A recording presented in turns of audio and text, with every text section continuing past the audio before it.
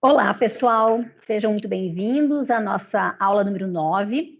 Essa aula vai marcar o início do nosso módulo 2 da disciplina de Economia Política 1. Então, nós vamos tratar nessa aula, pessoal, eu preferi reunir nessa aula 3 capítulos. O nome da aula é sobre o salário, então eu estou reunindo aqui os 3 capítulos que o Marx fala sobre os salários, tá? Vou compartilhar aqui com vocês. São esses capítulos aqui. O capítulo 17 é a transformação do valor, respectivamente, do preço da força de trabalho em salário. O capítulo 18, que é sobre o salário por tempo, e o capítulo 19, que é sobre o salário por peça. Então, pessoal, essa aula vai ser um pouquinho mais longa do que aquelas que nós costumamos apresentar aqui, porque, primeiro, está reunindo esses 3 capítulos, né? E segundo, que eu vou mostrar alguns dados para vocês sobre salários, né? Por quê? Porque como nós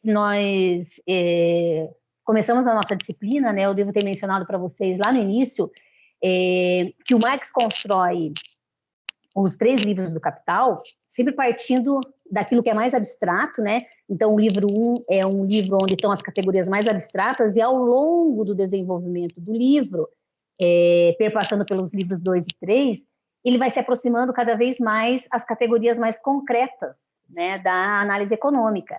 Então, nós tínhamos visto até aqui categorias abstratas como o valor de uso, a mais-valia, né?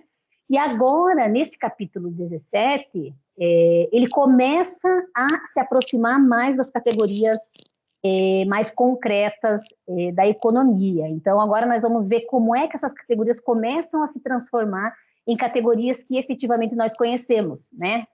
As categorias que estão na aparência do fenômeno. E aí o Marx traz uma coisa muito importante, que é a ideia de que, na medida em que você vai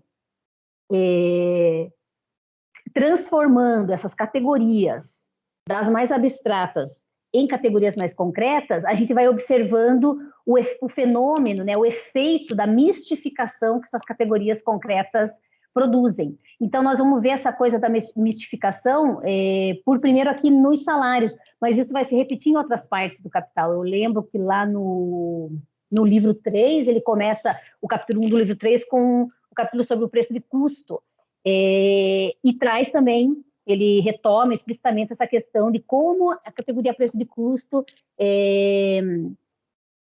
promove uma mistificação do entendimento das relações essenciais do modo de produção capitalista. Então, nós vamos começar com isso, tá? O nosso primeiro capítulo, que é a transformação do valor em salário, do valor da força de trabalho na categoria salário, ela traz justamente essa questão mais importante da mistificação, né? Nós vamos entender isso. Então, o objetivo desse capítulo, pessoal, é que vocês entendam e diferenciem, né? Consigam diferenciar esses 3 conceitos: o valor da força de trabalho, o preço da força de trabalho e o salário. Então, o primeiro objetivo é conseguir entender esses conceitos e a sua diferenciação, e a segunda coisa é entender o que é a mistificação que o Marx repetidamente se refere nesse capítulo, certo? Bom, vamos lembrar que, então, as categorias mais gerais que o Marx trabalha são valor e preço de qualquer mercadoria. Toda mercadoria tem o seu valor e toda mercadoria tem o seu preço, né? Então, o que era valor, pessoal? Nós vimos lá no capítulo 1 do Capital que valor é quantidade de trabalho socialmente necessária para produzir uma mercadoria, né? E nós vimos que o preço é a expressão monetária do valor dessa mercadoria. Mas como é que isso ficaria, né? Um exemplo mais concreto. Então, vamos imaginar o seguinte: imagine que uma calça demorou 1 hora de trabalho para ser produzida. Né? Imagine que essa costureira, ela trabalha durante 8 horas, e em 8 horas de trabalho ela consegue produzir 8 calças, significa dizer que cada calça leva 1 hora de trabalho, né? Então, quando eu digo para vocês que uma calça é igual a 1 hora de trabalho, eu estou me referindo à categoria valor, né? A categoria valor que é determinada pela quantidade de trabalho e, portanto, ela só se modifica se modificarem as quantidades de trabalho necessárias para produzir a mercadoria em questão. E aí, nós pulamos toda a parte da teoria do dinheiro do Marx, mas o valor, né, nós vimos no capítulo 1 que a forma do valor é o dinheiro, certo? Então, imagine que 1 hora de trabalho equivale a R$1, né? Então, quando eu digo que uma calça equivale a R$1, eu estou me referindo ao preço da mercadoria e não mais ao valor, porque agora eu estou me referindo a quantas unidades monetárias equivalem a essa calça e não mais a quantidade de trabalho contida nessa calça. Mas lembrem sempre que da teoria do dinheiro do Marx, né, o dinheiro é sempre uma mercadoria e, portanto, ele tem que estar referenciado em quantidades de trabalho. Por isso que eu estou supondo que 1 hora de trabalho seja igual a R$1, tá? Então, se eu digo que uma calça é igual a 1 hora de trabalho, estou me referindo ao valor dessa mercadoria. Se eu digo que uma calça é igual a R$1, estou me referindo ao preço dessa mercadoria.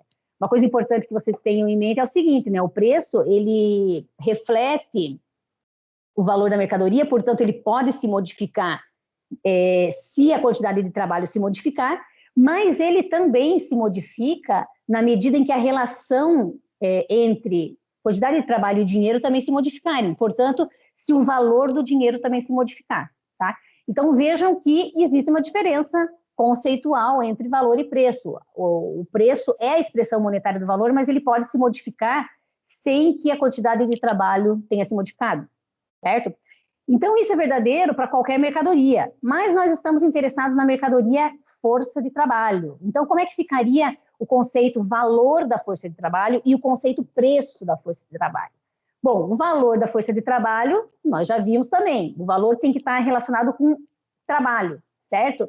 Então, o valor da força de trabalho é a quantidade de trabalho socialmente necessária para produzir diariamente a força de trabalho enquanto classe trabalhadora. Por que eu falo enquanto classe trabalhadora? Porque não basta que o trabalhador receba um equivalente monetário para a sua própria reprodução. Esse equivalente monetário precisa fazer face às necessidades da sua família também. No caso da sua esposa, se ela não trabalhar fora, mas também dos filhos, né? Porque esses filhos são força de trabalho futura que ingressarão no mercado. Então, por isso que eu digo que o valor da força de trabalho deve ser um equivalente monetário suficiente para reproduzir o trabalhador e sua família enquanto classe trabalhadora. Bom, nós já vimos, né, que o que inclui esse valor da força de trabalho? O Marx, ele às vezes usa uma expressão que é o custo de reprodução da força de trabalho, mas é a mesma coisa que o valor da força de trabalho. É quanto custa para a força de trabalho se reproduzir. Então, a gente poderia dizer que o valor da força de trabalho ou o seu custo de reprodução é igual ao somatório do valor dos alimentos, do valor das roupas, do valor da moradia, do valor da educação, dos cuidados com a saúde, da diversão, do lazer, de todos aqueles elementos que a gente considera fundamentais e imprescindíveis para que a força de trabalho consiga restaurar sua capacidade física e mental diariamente. Então, todos esses componentes vão fazer parte do valor da força de trabalho. Portanto, eu também quero chamar a atenção aqui para uma coisa que, às vezes, equivocadamente, é feita uma crítica à teoria do Marx, dizendo que o salário do Marx é um salário de subsistência, quando, na verdade, fica absolutamente evidente, né, no texto do Marx que não se trata de uma subsistência biológica, e ele inclui esses elementos sociais, como, por exemplo, os elementos que garantem essa reconstituição da capacidade mental, né, do trabalhador. Então, o lazer, a diversão, esses elementos, eles compõem, de fato, o valor da força de trabalho. Portanto, não se trata de um salário, de um valor de subsistência, e também vamos ver de um salário de subsistência, mas sim de um valor que recomponha tanto biologicamente quanto socialmente o trabalhador, a capacidade de trabalho do trabalhador. Bom, e o preço da força de trabalho vai ser no mesmo sentido que nós falamos sobre o preço de qualquer mercadoria. O preço da força de trabalho é a expressão monetária do valor da força de trabalho. Então, por exemplo, vamos supor que o valor da força de trabalho se reproduz em 4 horas da jornada. Esse trabalhador trabalha durante 8 horas, mas nas 4 primeiras horas ele consegue reproduzir o seu próprio valor. Então, o valor custa 4 horas de trabalho, né? Imagine que 4 horas de trabalho equivalem a R$100, né? 100 unidades monetárias, mas podemos falar R$100. Então, o preço diário da força de trabalho vai ser R$100, né? Se R$100 é um equivalente monetário que consegue ser reproduzido em 4 horas, e se o valor da força de trabalho também é reproduzido em 4 horas, significa dizer que o valor da força de trabalho em termos de preço diário, né, é R$100, certo? E o salário, né? O que é o salário? Então, nós já vimos 2 categorias. Nós vimos o valor da força de trabalho, que é a categoria que está relacionada à quantidade de trabalho. Nós vimos a categoria preço da força de trabalho, que ela está relacionada com a expressão monetária do valor, portanto, em unidades monetárias. E agora nós vamos ver essa terceira categoria, que é o salário. O salário é a manifestação do valor da força de trabalho no mercado. Opa, no mercado é uma categoria nova aqui na teoria do Marx. Até então ele não tinha, nós não trabalhamos ainda com essa categoria, né? Implica concorrência, implica diversas outras coisas. Então os salários têm uma característica importante, que é os elementos que o determinam. O salário, ele vai expressar o valor da força de trabalho ou o preço, mas ele pode se diferenciar dessas categorias em razão da oferta e da demanda por força de trabalho. A oferta e a demanda são as categorias por excelência do mercado, né? São categorias que afetam as variáveis que estão lá, que estão num nível de análise mais concreto, que inclui a concorrência, por exemplo. Então, a gente pode dizer o seguinte, né? Que os salários, eles podem se desprender, por assim dizer, do valor na seguinte situação. Se a oferta de força de trabalho for igual à demanda por força de trabalho, então vamos pensar assim, quem que oferta a força de trabalho? O trabalhador.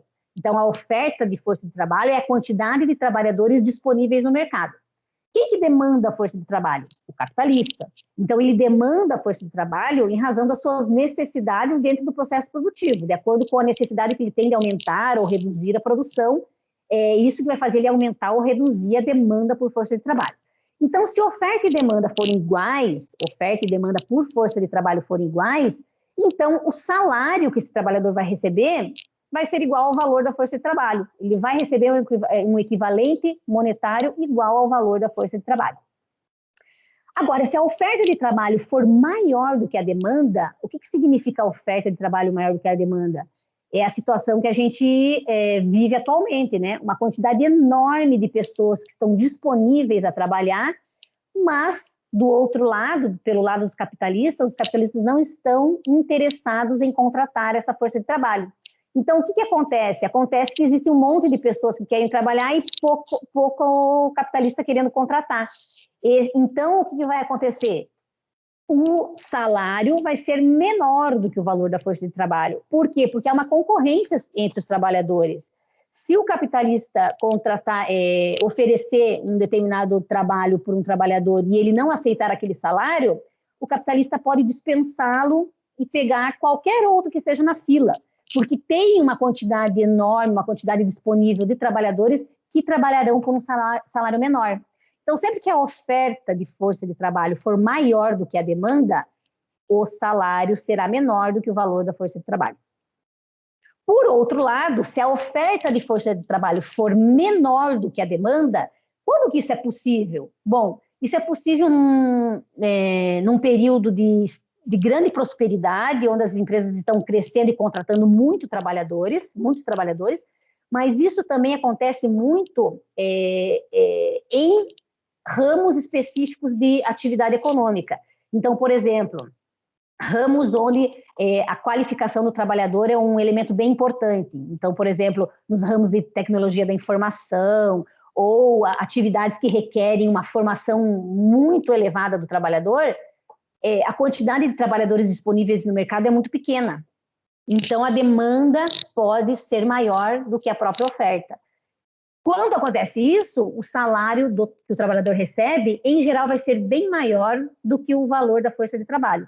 Significa dizer que o trabalhador está em condições de receber um salário grande que recomponha todas as necessidades referentes ao valor da sua força de trabalho e ainda sobra alguma coisa. Então, o salário seria maior do que o valor da força de trabalho.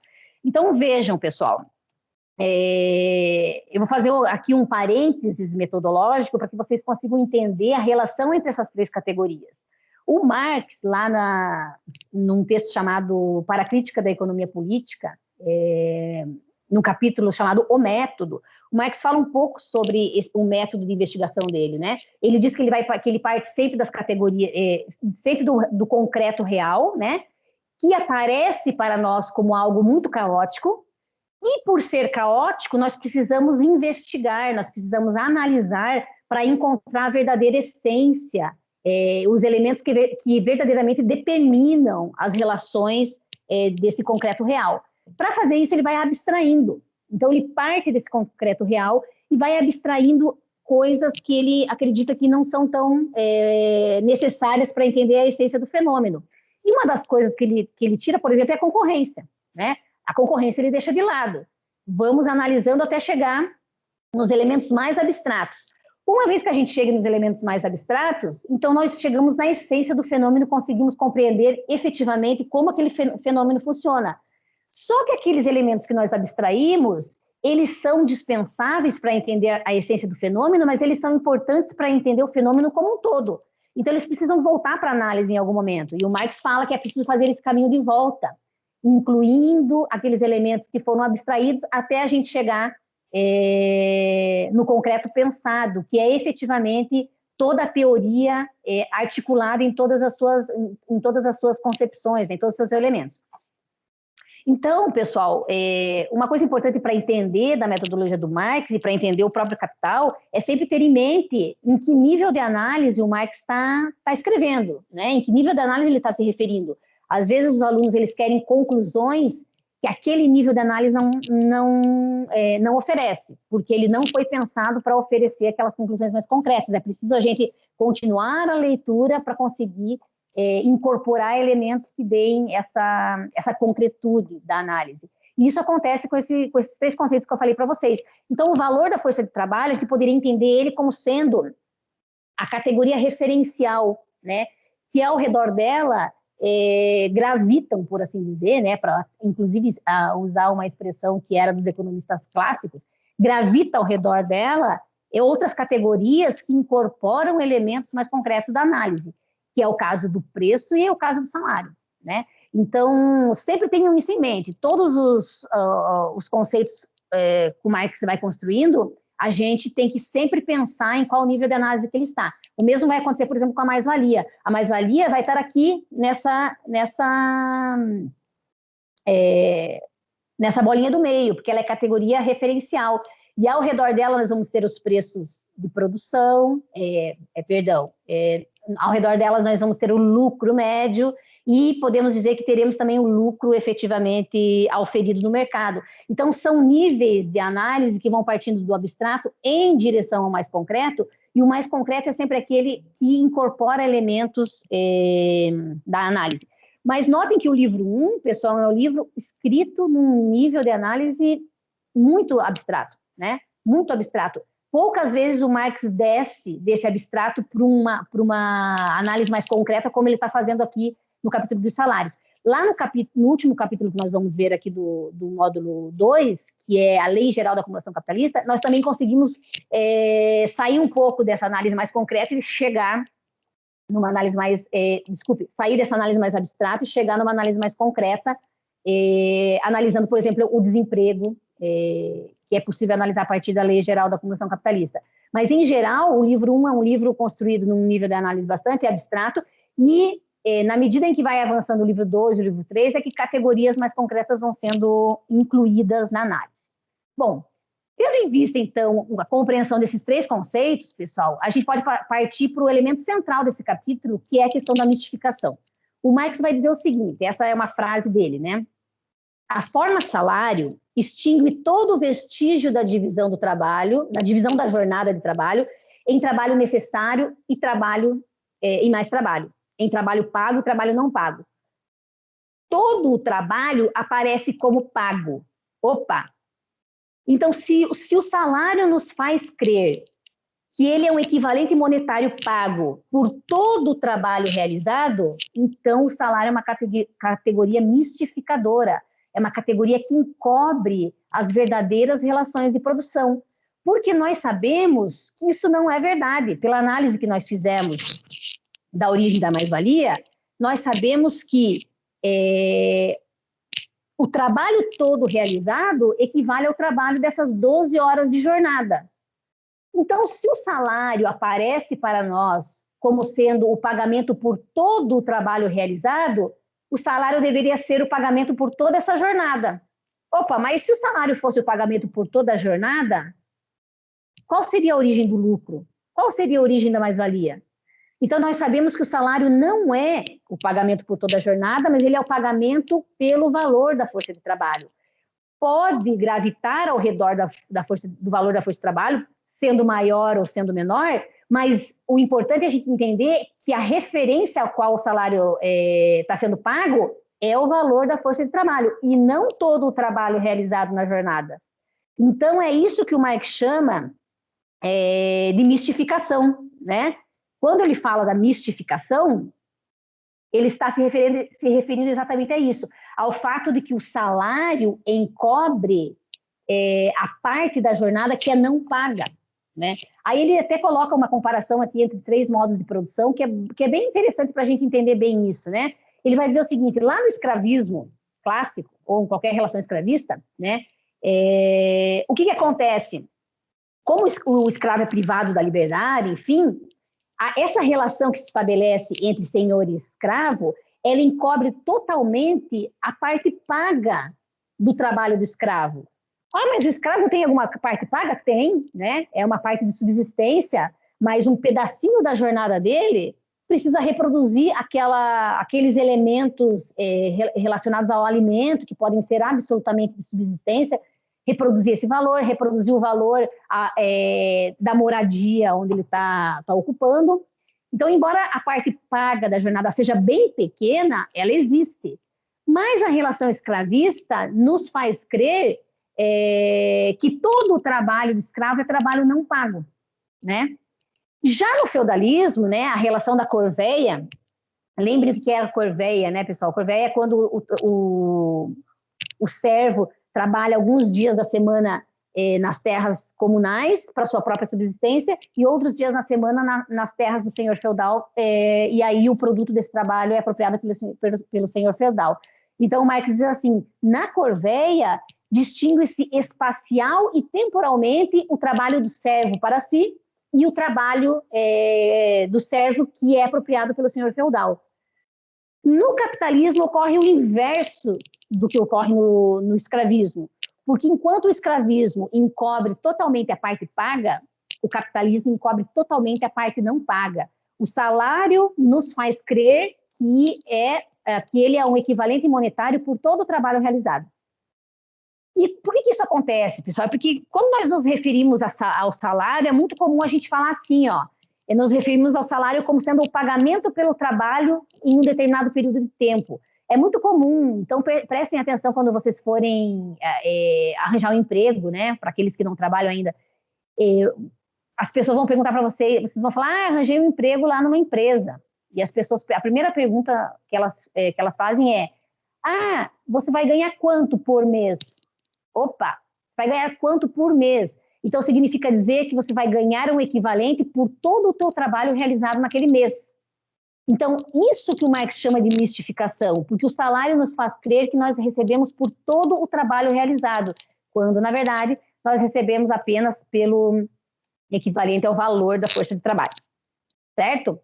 Então, por que isso é importante, pessoal, né? A importância da compreensão dessa mistificação é justamente para revelar a relação de exploração que existe, né? Se nós não nos dermos conta que existe essa relação de exploração, que o trabalhador do capitalismo sempre trabalha uma jornada maior do que aquilo que ele próprio custa, então o que acontece, né?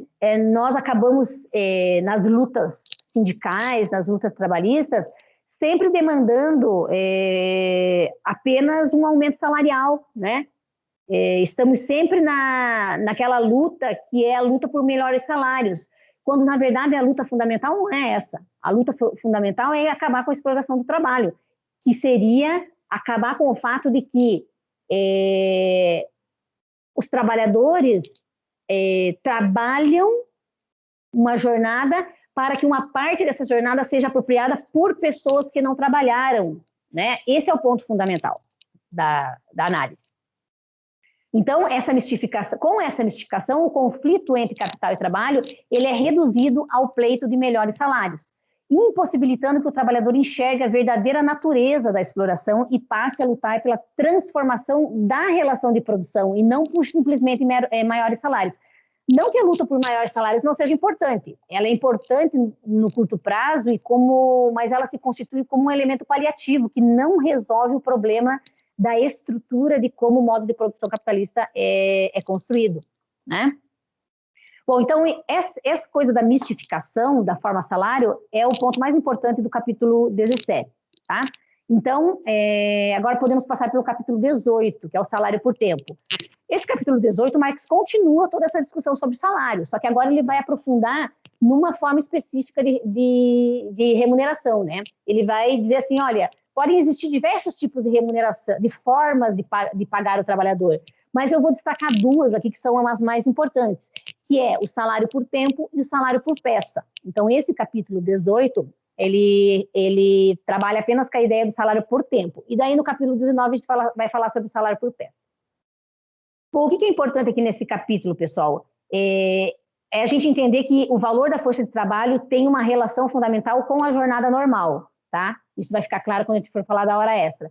Então, portanto, a questão da hora extra e a questão da conexão entre o valor da força de trabalho e a mais-valia. São esses três elementos aqui que a gente precisa discutir para entender o capítulo 18. Bom, o que seria o salário por tempo, pessoal? Nada mais é do que a forma transformada em que o valor da força de trabalho se representa num salário diário, num salário por unidade de tempo, pode ser diário, pode ser semanal, etc., né? Vamos ver esse salário por tempo sendo representado no salário diário. Como é que nós faríamos? Bom, o salário por tempo seria o valor diário da força de trabalho dividido pelo número de horas de uma jornada normal. Ah, isso aqui é uma coisa bem importante, né? Jornada normal. Por que é importante, pessoal? Porque eu estou estabelecendo um determinado valor, uma determinada quantidade de mercadorias capaz de reconstituir a capacidade de trabalho do trabalhador se ele trabalhar durante esta jornada normal. Imagine que essa jornada normal são 8 horas. Então, eu estou dizendo o seguinte, olha, se o trabalhador trabalha uma jornada de 8 horas, o valor que vai reconstituir a sua capacidade de trabalho é R$100. Se essa jornada se altera, pessoal, o desgaste da força de trabalho também vai se alterar. Portanto, o salário não pode mais ser R$100, vai ser muito mais para compensar o desgaste extra. E lembrem lá que existem aquelas limitações físicas e morais do trabalhador, né? O trabalhador consegue se reconstituir sua capacidade física e mental de trabalho adequadamente até um certo ponto, né? Imagina uma jornada de 8 horas. Numa jornada de 12, 13, 16, 18 horas, não há equivalente monetário que possa ser pago para ele que seja capaz de garantir essa recuperação plena das suas capacidades físicas e mentais. Então, existe um limite, né? Até onde o trabalhador consegue trabalhar sem que a sua capacidade de trabalho seja afetada de forma, digamos assim, bastante intensa, né? Então, quais seriam as implicações desse tipo de remuneração, da remuneração do salário por tempo? São duas que nós vamos ver aqui, né? A primeira implicação é o fato de que ocorre uma mistificação em torno da ideia de hora extra. Vamos ver o que isso significa. E a segunda é que ocorre o rompimento da conexão entre MV. Nós também vamos ver o que isso daí significa. Bom, o que eu estou chamando de mistificação da hora extra, né, pessoal? Imaginem que nessa forma de salário por tempo, ela faz parecer lógico, do ponto de vista do capitalista, que ele possa contratar que ele possa contratar o trabalhador pelo tamanho da jornada que ele desejar, né? Então fica parecendo que é óbvio, que é natural que o capitalista queira contratar o trabalhador pela jornada que interessar a ele de acordo com as necessidades que ele tem lá no processo produtivo dele, né? Desconsiderando totalmente as necessidades de reprodução, né, de reconstituição dessa mercadoria que é a capacidade de trabalho. Então, imagine o seguinte, imagine que a hora de trabalho é 12h50, aquela que a gente viu aqui em cima, né? Imagine que uma jornada normal de trabalho seja 8 horas e que o valor diário da força de trabalho seja R$100. Então, se eu divido R$100 por 8 horas, eu vou ter R$12,50. Então, imagine que a hora de trabalho, nós calculamos, e ela é 12,50. Então, para o capitalista, parece lógico que se as condições de mercado exigirem um aumento de produção, ele pode simplesmente contratar a força de trabalho não por 8 horas, mas por 12 horas, e pagando esse valor do preço da força de trabalho de 12,50. Então, ele faria a seguinte conta. Bom, eu pago 12,50 para o trabalhador, a cada hora que o trabalhador trabalha, então eu posso contratá-lo por 12 horas, também pagando 12,50 a hora, então eu deveria pagar para ele um total de 150. Essa conta parece lógica, né, pessoal? Porque aumentou a jornada, então vai aumentar o valor em termos de salário que o trabalhador vai trabalhar.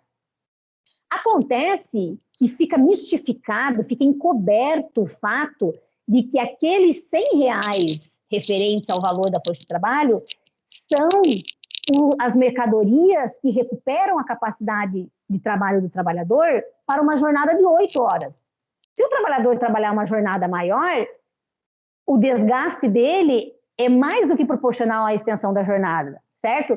Então, a partir da jornada normal, as horas extras que forem trabalhadas, elas precisam ser recalculadas em razão da nova jornada. Do contrário, o trabalhador está perdendo, ele está recebendo um valor que não recupera a sua capacidade de trabalho, porque aquele valor é um valor calculado em relação à jornada antiga e não em relação à nova jornada, certo?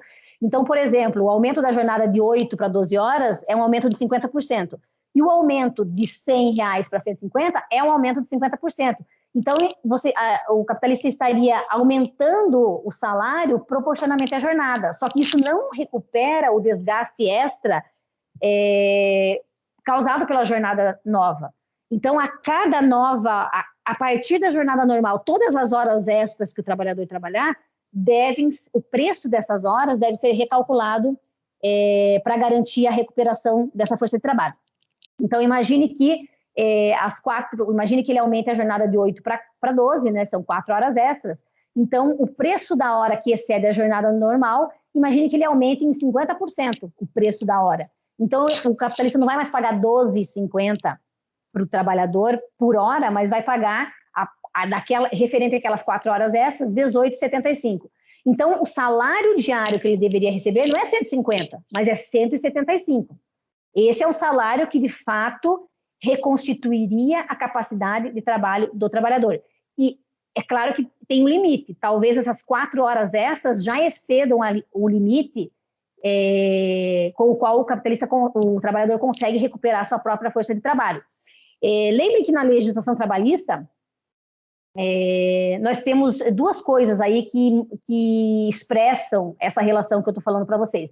A primeira delas é o limite do número de horas extras que cada trabalhador pode fazer. Então, o limite diário de horas extras é 2 horas por dia. Então, aqui o nosso capitalista já estaria excedendo o limite de horas extras possíveis, né? O trabalhador, ao invés de trabalhar 8 horas, ele pode, no máximo, trabalhar 10 horas. E tem também o valor da hora extra. A legislação prevê que, durante a semana, o valor da hora extra seja aumentado em 50%, e, se for trabalhos aos domingos, o valor da hora extra seja aumentado em 100%. Então, isso que está lá na legislação manifesta essa questão que nós estamos mostrando aqui, o fato de que a limitação do número de horas extras e o acréscimo do preço da hora extra são elementos importantes, porque eles são elementos que garantem que a força de trabalho vai ser efetivamente recuperada com esse acréscimo de salário, né? Para garantir, veja, não é porque o trabalhador ou a legislação trabalhista tem empatia pelo trabalhador, já falei isso aqui, mas é porque, em sendo a força de trabalho uma mercadoria, e se essa mercadoria precisa se reconstituir de forma adequada, né, é preciso, então, que ela receba um valor que garanta essa reconstituição de forma adequada, porque, do contrário, ela não estaria dia após dia trabalhando e ofertando a sua capacidade de trabalho de forma adequada. Portanto, ela ao trabalhar de forma inadequada, ela constitui um prejuízo para o capitalista, certo? Então, ela precisa se recuperar de forma adequada. Essa é a razão pela qual nós estamos fazendo essa discussão, e não porque a gente possa ter algum tipo de piedade em relação ao trabalhador, ou empatia em relação ao sofrimento do trabalhador. É meramente uma relação de mercado. As mercadorias devem ser vendidas pelo seu valor, e a mercadoria força de trabalho deve ser comprada e vendida pelo seu valor, para garantir que ela esteja apta a trabalhar no dia seguinte. Certo? Então, olhando essa coisa da hora extra aqui no nosso diagrama, acho que fica mais fácil de entender. Imagine uma jornada normal de 8 horas, né? Na jornada normal de 8 horas, pessoal, nós conseguimos sempre identificar, né, a parte do trabalho que é necessária, que é aquela que reproduz o valor da força de trabalho, e a parte do trabalho que é excedente, que é aquela que reproduz a mais-valia, certo? Numa jornada que vai ser estendida, continua valendo o mesmo princípio, pessoal. Cada hora de trabalho estendida se divide em trabalho necessário e trabalho excedente. Se divide em valor da força de trabalho e mais-valia, certo? Então, essas horas extras aqui, elas estão desgastando o trabalhador de uma forma mais que proporcional à própria extensão da jornada. Por isso que elas não podem ser pagas por R$ 12,50, mas sim por algum valor a mais, que, por exemplo, na legislação trabalhista, é 50% durante a semana. Então, se elas forem pagas com 50% de decréscimo, nós teríamos que elas deveriam ser não 12,50, mas 18,50. Notem que, ao fazer isso, obviamente, o tamanho da mais-valia que o capitalista vai oferir se reduz, né? Se aqui for 18,50, o capitalista não mais vai oferir 12,50, mas vai oferir menos do que isso, certo? Mas o importante é entender duas coisas aqui nessa mistificação da hora extra. A primeira é que, de fato, essas horas a mais da jornada precisam ser pagas.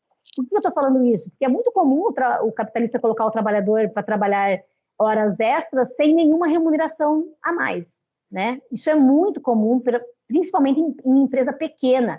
Nas empresas grandes, isso não é tão comum, porque as empresas grandes elas estão mais suscetíveis, por assim dizer, né? Ao trabalhador abrir processo trabalhista, né? Enfim. Então, as empresas grandes, elas se cuidam um pouco mais em relação a essa coisa da legislação.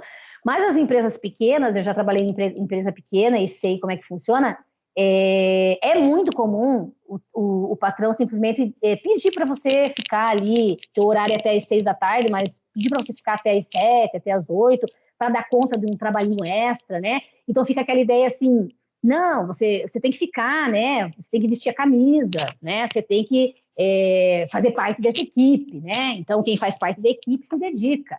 E não se paga nada mais por essas horas extras aqui. Isso é muito comum.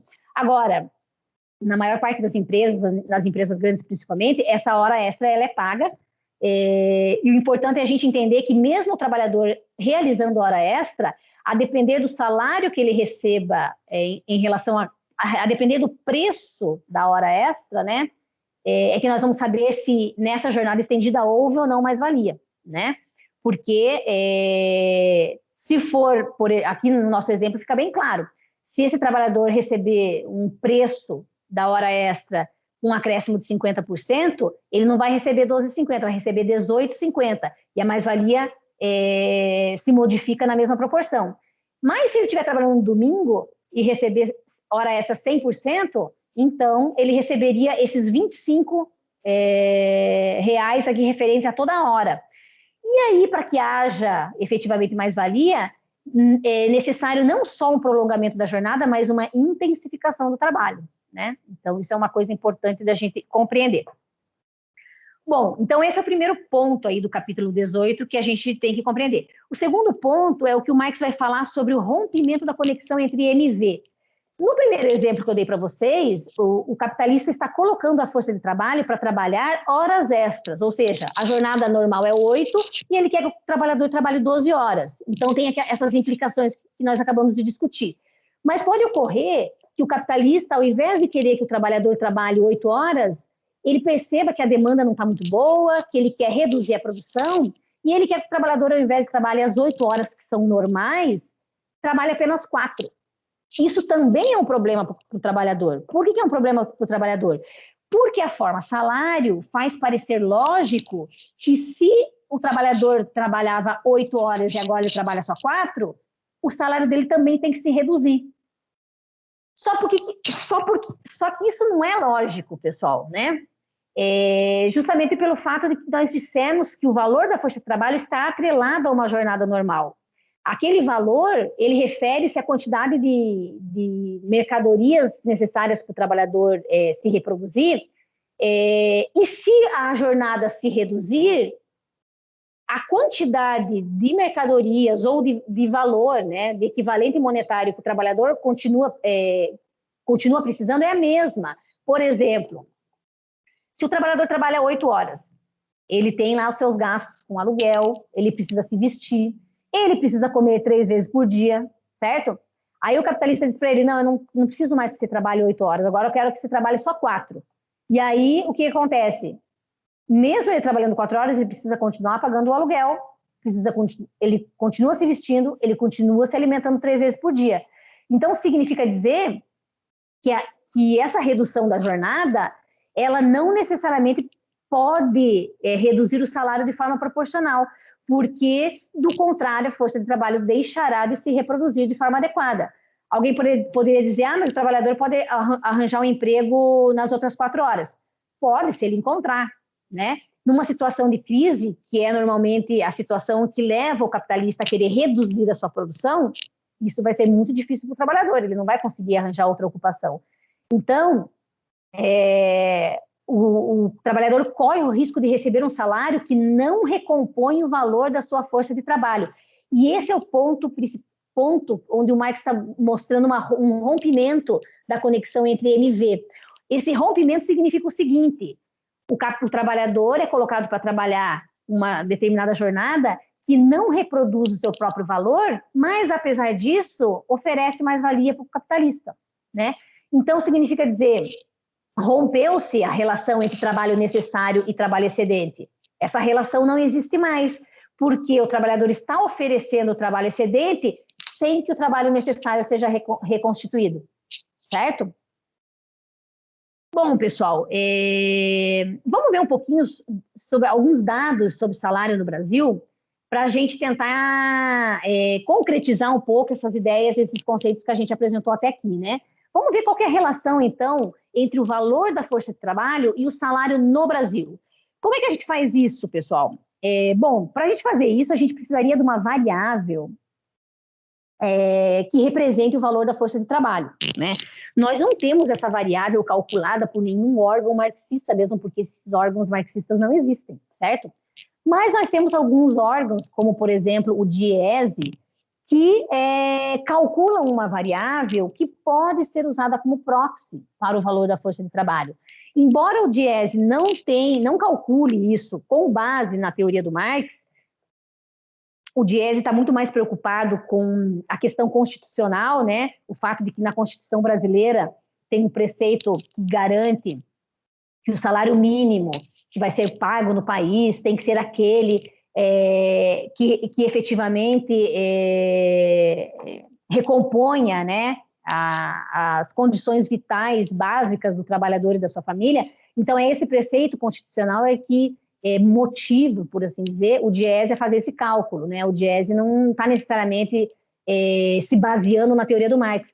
Mas essa variável salário mínimo necessária produzida pelo DIEESE, ela captura, de modo geral, né, com algumas imperfeições, como é típico de qualquer variável concreta, captura aí os pontos centrais aí do valor da força de trabalho. Então, a gente pode usar ela como uma proxy para o valor da força de trabalho. Quem tiver interesse em saber um pouco mais sobre a metodologia de cálculo de DIEESE, pode entrar aqui nesse site que eu coloquei para vocês, que é aqui onde tem um PDF, onde eles falam sobre toda a metodologia, como é que eles calculam a cesta básica de alimentos, como é que eles calculam o próprio salário mínimo necessário, que variáveis que estão contempladas ali, né, a moradia, como é que eles calculam a moradia, a educação, a saúde e o lazer, qual que é a família de referência deles. A família de referência deles é 2 adultos e 2 crianças. E essas crianças, elas são contabilizadas como se elas consumissem como um adulto. Então, tem todos esses aspectos metodológicos, o cálculo é bastante complexo. Quem tiver interesse pode acessar esse endereço aqui para saber um pouquinho mais sobre como o DIEESE calcula esse salário mínimo necessário. Mas para a nossa análise aqui, pessoal, nós vamos supor, então, que o salário mínimo necessário do Diese é uma boa aproximação do valor da força de trabalho, certo? Isso significa dizer o seguinte, se os trabalhadores brasileiros recebessem o equivalente ao salário mínimo necessário calculado pelo Diese, significaria, então, que os trabalhadores brasileiros estão recebendo o suficiente para eles reproduzirem a sua capacidade de trabalho e da sua família, né? Mas essa tabela aqui nos mostra que isso não acontece, né, pessoal? Deem uma olhadinha aqui. Esses dados aqui são dados de 2000 até 2020, né? E nós podemos ver aqui que em 2020 o salário mínimo oficial, né, no Brasil é R$ 1.039. E o salário mínimo necessário calculado pelo Diese é R$ 4.347,61. Significa dizer que o salário mínimo pago oficialmente no Brasil, ele representa apenas 24% daquele salário mínimo necessário que o Diese calculou como sendo o necessário para que o trabalhador consiga ter uma vida adequada, uma vida com todas as condições vitais, né, como o preceito constitucional nos informa. Então, notem que o salário mínimo oficial e necessário, ele ao longo do tempo sempre foi assim, mais ou menos 25%, né? O salário mínimo oficial sempre foi um valor tão pequeno, de cerca de mais ou menos 25% daquilo que efetivamente a força de trabalho precisa para garantir as suas necessidades vitais. Aí alguém poderia dizer para mim, na verdade, um aluno já me disse na sala de aula uma vez assim, mas professora, ninguém recebe salário mínimo no Brasil, isso é uma fantasia. Aí a gente vai buscar os dados, então, para saber como é que é a distribuição do rendimento no Brasil, né? Como é que a população brasileira está distribuída em faixas de acordo com a quantidade de salários mínimos. Então, esse dado aqui é um dado de 2010. Por que é um dado de 2010? Porque é o dado do censo, né? Foi o último censo que nós tivemos. Então, no censo de 2010, foi revelado o seguinte, né, pessoal? Nós temos aqui diversas faixas de renda que eles colocaram, elas é sem rendimento. O que significa isso? Sem rendimento são aquelas pessoas que recebem benefícios, portanto, não seria rendimento porque elas não estão trabalhando, né? Mas é um benefício do governo. Pode ser uma pensão, uma aposentadoria, ou pode ser o famoso Bolsa Família, né? Então, essas pessoas sem rendimento, para o ano de 2010, para o censo de 2010, representavam 6,6% da população, tá? E aí começa até meio salário mínimo, que na época equivalia a R$ 255, nós temos 8% da população que recebia até meio salário mínimo. Entre meio salário mínimo e um salário mínimo, nós temos 24% da população. Então, se a gente juntar esses 24% da população que recebe até um salário mínimo, mais aqueles 8% que recebem até meio salário mínimo, mais aqueles que recebem apenas benefícios, nós já temos 39% da população. Certo? Então, 39% da população, vamos arredondar para 40%? 40% da população brasileira, em 2010, recebia até um salário mínimo, né? O dado que é mais chocante é quando a gente aumenta para 2 salários mínimos. 2 salários mínimos, você cobre 71% da população. Vamos arredondar para 72%. 72% da população brasileira em 2010 recebiam até 2 salários mínimos. Então, quando a gente faz a comparação entre o salário mínimo oficialmente pago no Brasil e o valor da força de trabalho, ou a nossa variável salário mínimo necessária, né, que é o que efetivamente é calculado pelo Diese, e a gente vê a discrepância que existe entre o salário mínimo e aquilo que efetivamente o trabalhador deveria receber para reconstituir as suas condições vitais, nós vemos que esse salário recebido pelo trabalhador representa apenas 25% daquilo que efetivamente ele deveria receber para garantir as suas condições vitais. E nós vemos que 72% da população brasileira está nessa condição, então a gente percebe que realmente existe um problema muito sério aí nesse modo de produção que produz periodicamente, sistematicamente, essa desigualdade, né? Essa impossibilidade de que as pessoas que vivem nesse sistema possam se reproduzir de forma adequada. Aí um outro dado que chama atenção, né, é o dado... Bom, deixa eu passar aqui, que eu acho que nesse daqui a gente vê melhor.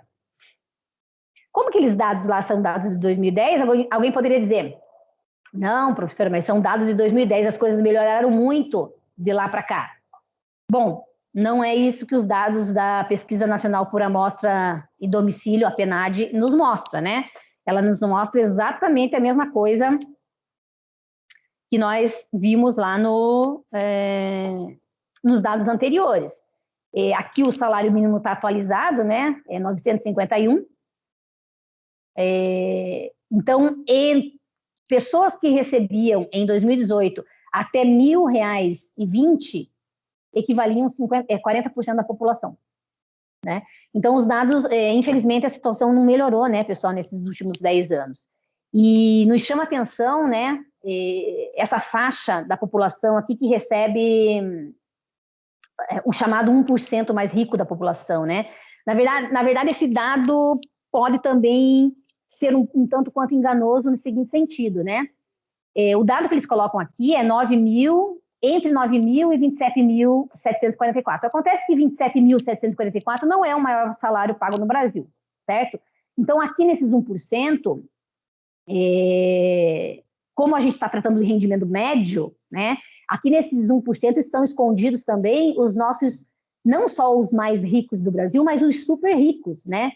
Esses 1% aqui, pessoal, nós temos desse 1%, 0,1%, 0,13%, né?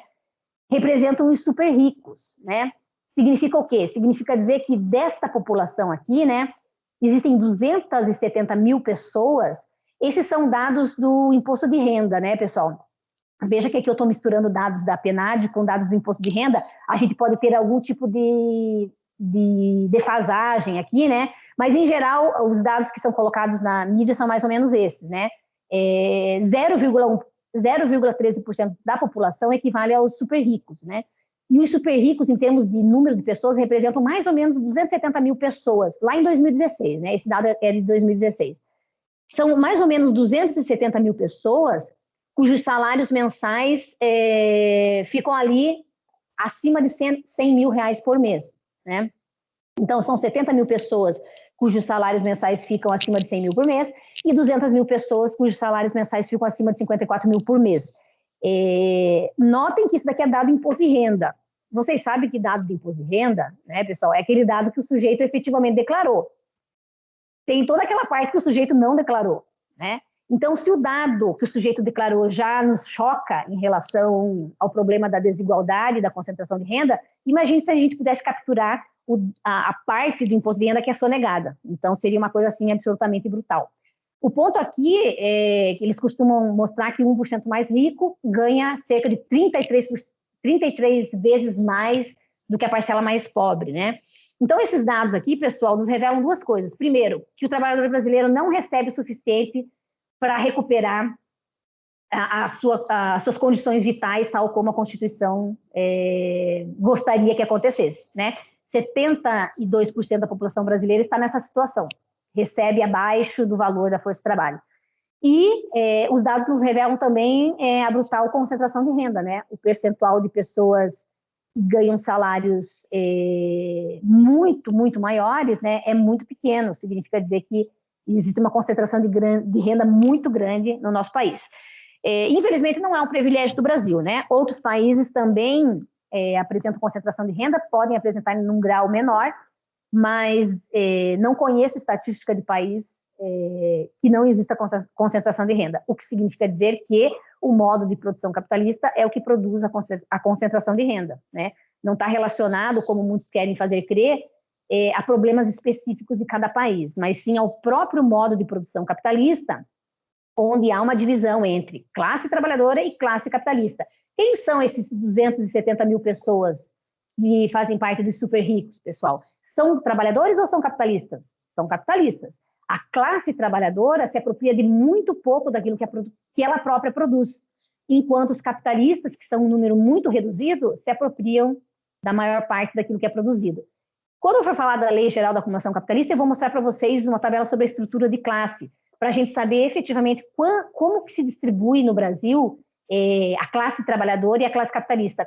Quanto por cento representa no Brasil e no mundo a classe trabalhadora?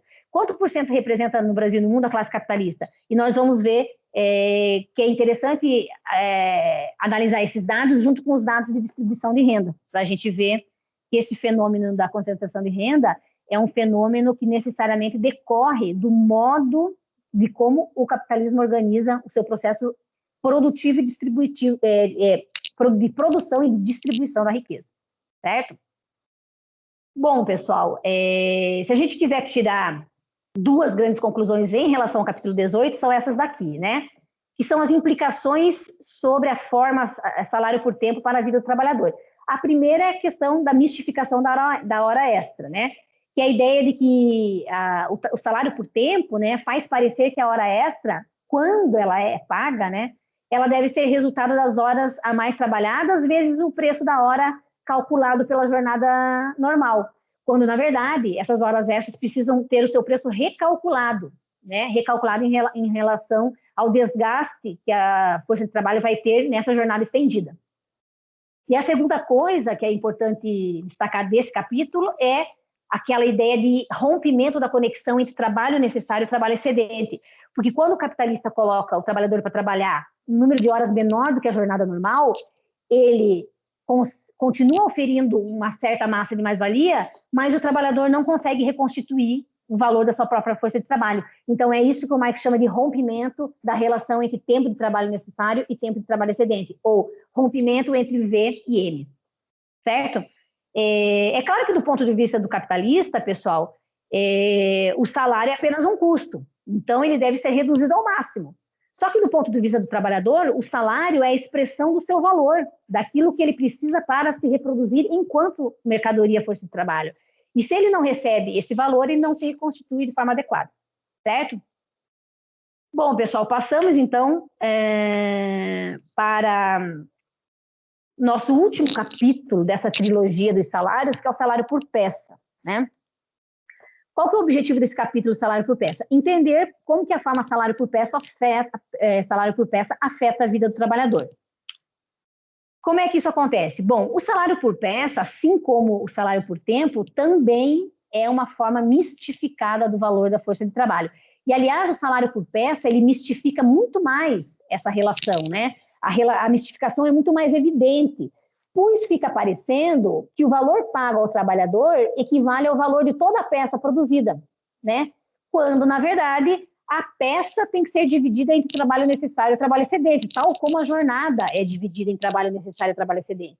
Então, fica parecendo que, eu ganho tanto por peça. Opa, você ganha aquele valor referente ao todo o trabalho que você teve para produzir a peça. E isso é errado, porque se fosse verdadeiro que você ganhasse por todo o trabalho que você despendeu na produção da peça, não haveria mais-valia, certo? Então, quais são as características do salário por peça, pessoal? Para a gente entender o salário por peça, a gente precisa levar em consideração uma jornada de duração normal, né? Também acontece isso no salário por tempo, né? A jornada de duração normal é a referência que a gente tem que ter. Mas duas coisas se acrescentam aqui, que é a intensidade do trabalho e a habilidade do trabalhador, né? Porque a depender da intensidade do trabalho e da habilidade do trabalhador, o trabalhador vai conseguir fazer mais ou menos peça em relação ao trabalho médio, né? E isso vai colocar ele numa situação em que o número de peças produzidas pode ou não recuperar o valor da força de trabalho, certo?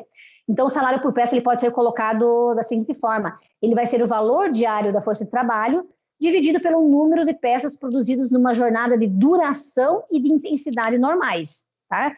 Se a jornada se estende, se a intensidade aumenta, então o valor da força de trabalho deveria aumentar, certo? Tal como a gente analisou na questão da hora extra. Então, com isso, o salário por peça, ele acaba funcionando como um instrumento de intensificação do trabalho e de concorrência entre os trabalhadores. Porque se um trabalhador não consegue atingir nem a intensidade, nem a habilidade média, né? A habilidade vai ter a ver com a qualidade da peça que ele produz. Então, se ele não atinge nem a intensidade média, nem a qualidade média, ele nunca vai conseguir receber um equivalente que recomponha o valor da sua força de trabalho. E quais são as consequências, então, que o salário por peça vai trazer? Bom, o salário por peça ele tende a aumentar sistematicamente a intensidade do trabalho e exigir cada vez mais a habilidade do trabalhador. Por quê? Porque a qualidade do trabalho ela é controlada pelo próprio trabalhador, né? Normalmente, o trabalho por peça ele é realizado pelos trabalhadores na sua própria residência ou em oficinas onde não há necessariamente um controle, uma pessoa contratada pelo capitalista para fazer esse controle. É do interesse do próprio trabalhador intensificar o seu trabalho e garantir que a qualidade do trabalho seja a qualidade adequada, né? Porque, do contrário, aquela empresa não vai vir aqui comprar as peças do trabalhador. Então, isso é o que faz com que o trabalhador tenha o interesse de ele próprio intensificar o seu trabalho. Ele não precisa ninguém ali controlando isso, né? Então, a intensidade ela é buscada pelo trabalhador, pois os trabalhadores de menor produtividade são trocados por outros mais produtivos, né? Isso resulta no aumento do grau médio de intensidade. O capitalista economiza com o trabalho do controle e da supervisão. Então, pense nas formas modernas de gestão em que a remuneração está ligada ao desempenho do trabalhador, como no PLR, na indústria automobilística. Então, o PLR, pessoal, que é a participação em lucros e resultados, ela é um instrumento que garante ao capitalista uma certa redução de custos de controle, porque é do interesse do trabalhador receber aquela participação. E se é do interesse do trabalhador receber aquela participação, então ele vai se dedicar ao máximo, vai intensificar o seu trabalho, vai melhorar a sua habilidade, porque, do contrário, ele não atinge aquelas metas e não atingindo as metas, ele não recebe aquele valor referente ao PLR, né? Os trabalhadores menos produtivos tendem a trabalhar jornadas maiores para recuperar o valor integral da força de trabalho. Claro, se eu não consigo atingir a produtividade, a intensidade média, eu acabo tendo que me esforçar, intensificando o meu trabalho ou prolongando a minha jornada, para que nessa intensificação ou nesse prolongamento eu consiga o número de peças que vai garantir para mim um valor, o meu valor da força de trabalho diária. E os aumentos na produtividade do trabalho, sem aumentos equivalentes no valor da força de trabalho, reduzem o salário por peça e tornam-se palcos de batalha entre capitalistas e trabalhadores. É a mesma coisa que nós vimos sobre a questão da hora extra, né? Se as horas extras da jornada estendida não tiverem seu preço recalculado, o trabalhador está perdendo. O mesmo acontece com o salário por peça. Vamos ver um exemplo de salário por peça para a gente concretizar um pouco esse conceito. Muitos ramos industriais remuneram o trabalhador por peça, né? Mas tem o ramo de produção de roupas, né, de vestuário, ficou famoso recentemente, né? Recentemente não, já faz acho que 10 anos isso daqui. Eu acho que é de 2010 essa reportagem. Em que a marca de roupa Zara, né, uma marca bastante famosa, acho que todo mundo conhece, ela foi indiciada pelo Ministério do Trabalho por suposta utilização de trabalho análogo ao escravo.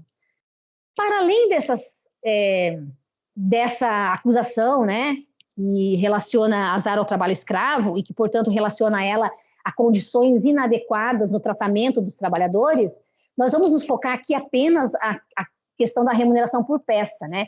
Porque a análise dos dados da reportagem nos faz concluir que a remuneração que a Zara estabelecia com as trabalhadoras, as costureiras desse ramo, era um tipo de remuneração por peça, né? Então, os dados da reportagem nos mostram o seguinte.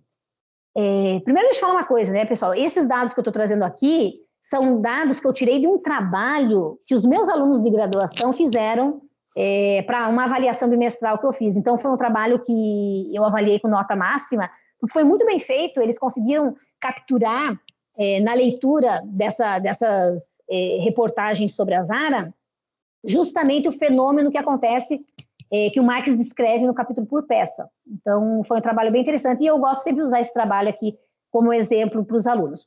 Então, esses alunos aqui, eles buscaram na internet, né, e acabaram vendo diversas reportagens, se vocês buscarem na internet, vocês vão ver que elas existem ainda, diversas reportagens sobre o caso da Zara, e eles foram capturando informações, né? Então, lá estavam as trabalhadoras que foram entrevistadas pelo Ministério do Trabalho, elas relataram que elas trabalhavam de 12 a 16 horas por dia, né? Então, vejam, o Marx mostra que no salário por peça, as jornadas de trabalho tendem a ser prolongadas, porque o trabalhador tende a tentar produzir um número de peças médio, e se ele não consegue com uma determinada intensidade, ele prolonga a jornada de trabalho dele. Então, as jornadas eram em torno de 12, 16 horas por dia. Teve uma jovem peruana, né, de 20 anos, que disse a reportagem que ela chegou a costurar 50 vestidos, ou seja, 50 peças, num único dia, né? Enquanto a produtividade média dos demais trabalhadores era 8 peças. Então, a gente imagina como é que ela conseguiu isso? Não foi na mesma jornada de trabalho. Provavelmente ela virou à noite trabalhando. Talvez a jornada dela tenha sido de 18, 20 horas de trabalho, para ela conseguir produzir 50 vestidos, sendo que trabalhadores com produtividade média produziriam apenas 8, né? A Zara, ela contrata oficinas, e as oficinas contratam as costureiras. A gente já vai ver numa imagem que os alunos produziram para mostrar isso. E a oficina contrata a costureira, então a Zara contrata uma oficina pagando R$7 a peça, e a oficina contrata a costureira pagando R$2 a peça, né? Aí os alunos tinham um problema aqui, né? Porque eles não tinham o valor dos meios de produção para que eles conseguissem calcular qual seria mais ou menos a mais-valia que está sendo obtida aqui, né? Então eles fizeram o seguinte, eles foram na internet, pegaram um trabalho do Sebrae, que eu não consegui colocar aqui, porque o trabalho físico desses alunos está na minha sala, lá na universidade, eu não consegui ter acesso a esse trabalho, mas depois, se alguém quiser, eu posso colocar a referência desse trabalho do Sebrae. Eles pegaram um trabalho do Sebrae, que mostrava como se implanta uma indústria têxtil, e, portanto, de lá eles conseguiram capturar os dados referentes aos meios de produção, tanto ao capital fixo quanto ao capital constante circulante. Então, eles fizeram uma estimativa de quanto poderia ser o capital constante aqui. Bom, aqui é a estrutura, mais ou menos a estrutura da Zara, né? A ideia de que a Zara ela tem várias outras subempresas, e essas subempresas, a subempresa que estava sendo indiciada pelo Ministério Público é essa daqui, a AHA. Essa empresa contrata oficinas, e essas oficinas contratam os trabalhadores, né? Então, a Zara paga 7 para a oficina e a oficina paga 2 para o trabalhador. Nós não vamos falar da relação entre a oficina e o trabalhador, nós estamos analisando direto a relação entre a Zara e o trabalhador, considerando que nós vamos pegar uma mercadoria da Zara vendida nas lojas da Zara para poder fazer o cálculo da mais-valia diretamente em relação a esse trabalhador que ganha 2 por peça, certo? Então, como é que esses alunos fizeram a estimativa da mais-valia por peça? Bom, a gente viu que o valor de uma mercadoria é dado pelo C mais V mais M, né? Então, os alunos precisavam desses valores. Eles já tinham o V, que são os R$2 pago por peça, né? Agora, eles precisam descobrir o C e o M. O C, eles fizeram, como eu disse para vocês, é um valor estimado.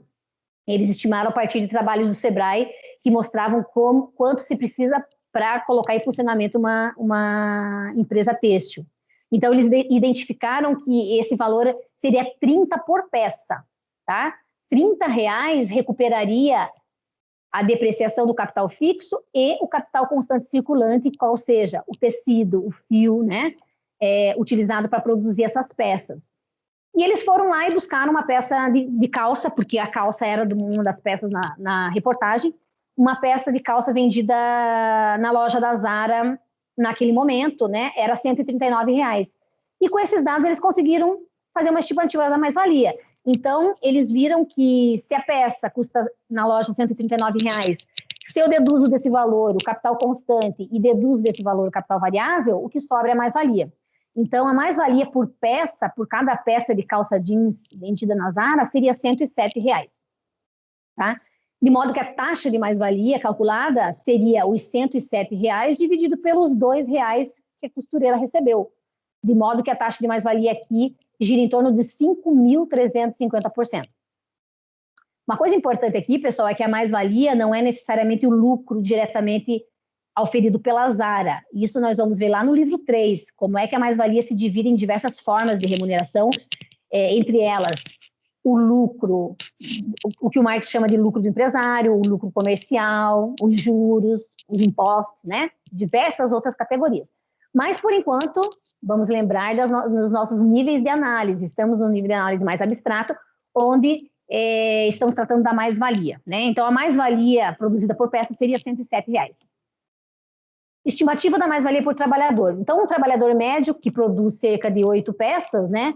Se a mais-valia por peça é 107, então esse trabalhador produz uma mais-valia média de R$ 856 reais por dia, né?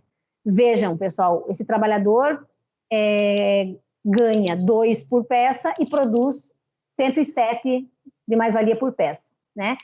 Então, no caso extremo da peruana, que ela produziu 50 peças num dia, nós não sabemos se foi peça de calça jeans, mas vamos fazer uma estimativa aqui, né? Então, se foi essa peça de calça jeans cuja mais-valia é 107, significa dizer que ela produziu uma massa de mais-valia de R$ 5.350 num único dia, né?